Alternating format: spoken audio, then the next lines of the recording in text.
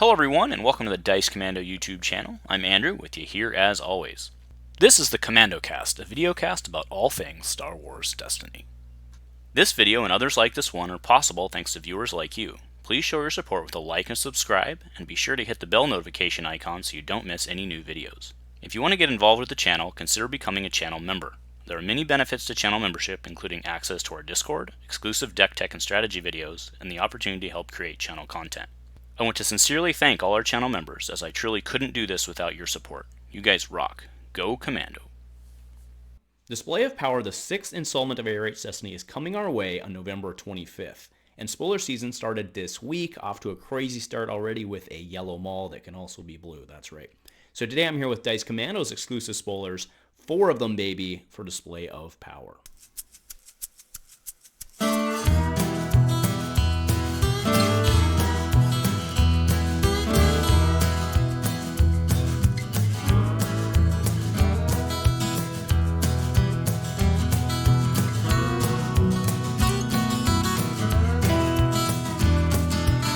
IRL Star Wars Destiny comes to Toronto. On December 3rd, Matthew Padula, aka Liquid Snake, is hosting a renewed Prime event at 401 Games, Toys, and Sports Card. The event starts at 1200 local time. For more information, see their Facebook event, which is linked in the description of this video. If you're in the Toronto area or want to travel, December 3rd is your day to roll some dice. Hey there, Star Wars Destiny folks. Welcome back to Dice Commando and Destiny Friday for an awesome Destiny Friday, because that's right, we have spoilers from Display of Power coming our way November 25th, which is very interesting. That's going to be Thanksgiving weekend, by the way, in the U.S., right? So it'll drop on Thanksgiving is the 24th, which is Thursday, because that's how Thanksgiving works.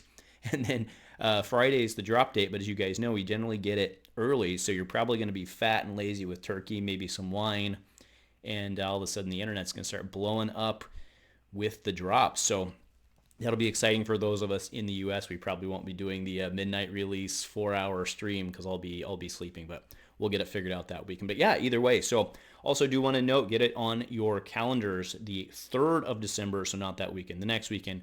3rd of December is the release party. Makes sense. Typically it's been that first weekend, but you know, with the holiday weekend, I'm sure they're figuring it out. So get that on your calendars and pin that baby, because that's always a good time. It's always free.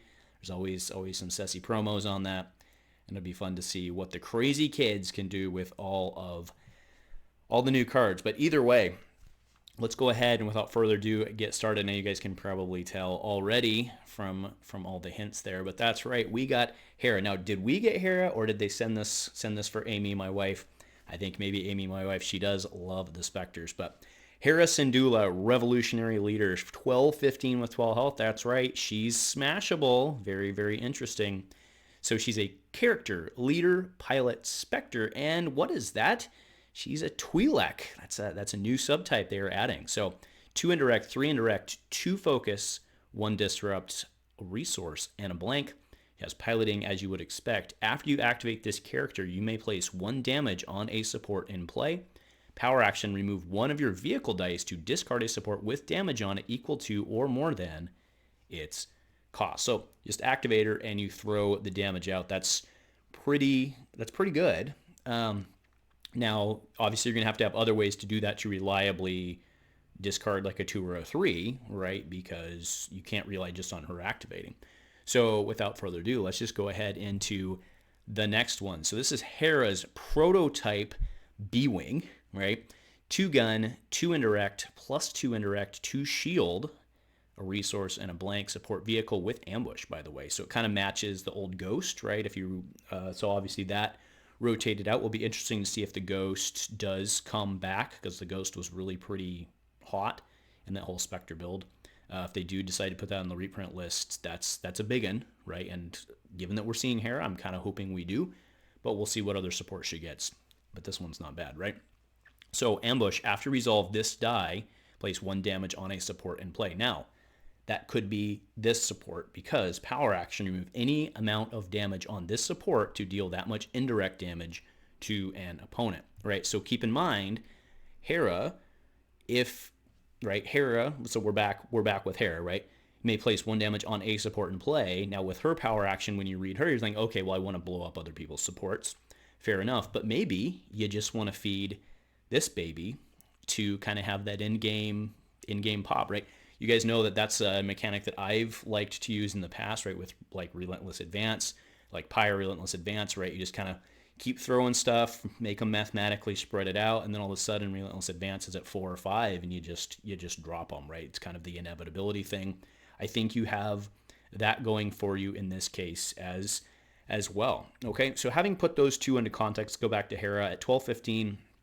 That's a really interesting spot for her to be in, right? I mean, the one that comes out of the gate that I'm thinking of just right out of the way is with Dak, right? So that matches them. You have no plot or anything like that. I don't, she doesn't go with the new Sabine real well. We do still have the Spectre plot, but I think we have to imagine that there will be, because right now we'll have Zeb, Hera, and Sabine in play. So hopefully we'll get to see some more of those guys. And then I do think that Spectre plot, I don't see why they wouldn't have that Spectre plot get re-put in, but maybe they've got other plans. So we'll see how that goes. All right, so moving on to the next one. So this is Calicori. There's actually a lot to talk about here aside from this. So for one, this is a one support equipment. After you activate a Twi'lek or Kanan Jarrus, so that's what I didn't want to allude to earlier. Yes, that's right. We can expect to see Kanan Jarrus, if not in this set, in the future. Boy, that's an open statement now, isn't it? You may place, after you activate a Twi'lek or Kanan, you may place one shield on the support. Action exhausts this support to move up to 2 shields from this support to a character. Okay, so that's neat, right? So it tanks while they activate, and then you can do that. Now, Echo did ask me to let you guys know that Ayla and Garsa will be retroactively getting the Twi'lek subtype, which opens up some additional possibilities there. Garsa probably being the biggest of the two on that from like a mill control standpoint. I hear that shields and helping them live longer is not a bad deal.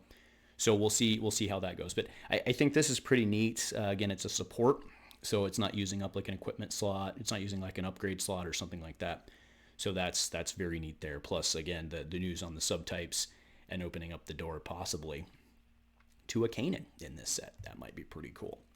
All right, last up is Reckless Advance. This is a 0-drop hero red.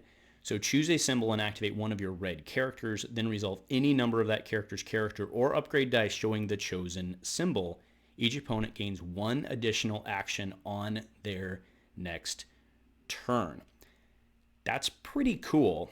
The one thing, again, if we go back, right, so a lot of the ships have guns, but if we really look at, and keep in mind here, right, after you activate one of your red characters, they would then trigger the piloting thing would, right? So if they were piloting, I believe that they would bring that in and you'd get to resolve that as well, right? Because piloting isn't after you activate ability.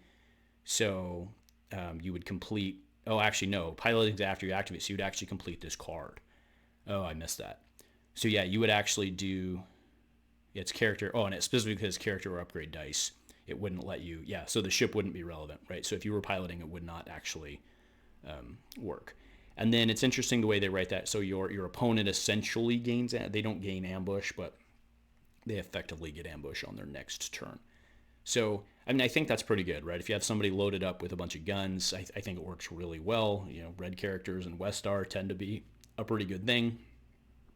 Or Kara, right? Because actually, and remember, character can resolve as other symbols, so that would work. This actually probably looks pretty good with with Kara Dune. But yeah, looking at Hera, I like this, right? I like the way that they've done. You look at her and you look at her die anyway, and you kind of think Benthic, right? I kind of like that. Benthic worked pretty well. Now you can't run her with Benthic because Benthic's 16. I mean, potentially there's a way to. Well, cool. All right. Yeah. So yeah, those are my spoilers. Let me know. I mean, I think, I'll go back to the ship. I think the ship's really cool, right? I think the ship's also really well done. If you look at the die, it's a really good die. It doesn't look like it for a 3-drop. It really doesn't look like it when you look at the die, because we've gotten so used to supports being kind of where they are.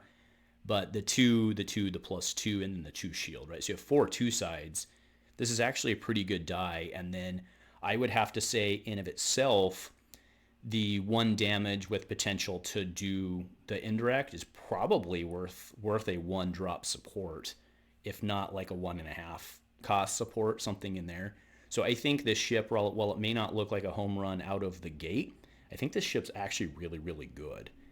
The ambush on there is just like kind of icing on the cake, I think. But if you can somehow do, an activate into this, activate. Yeah, you guys get the point. So very, very cool stuff here. And then it'll be very interesting to see what people can do with Calicori. I do expect that to probably find its most of its home in a Garza deck.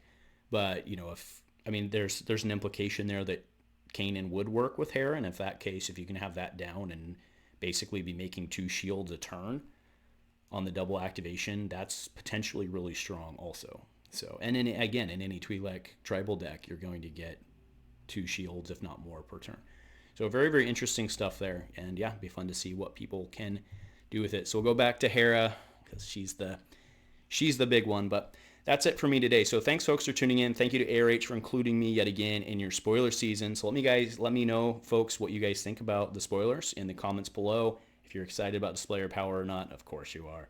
Of course you are. But if nothing else, folks, go Commando.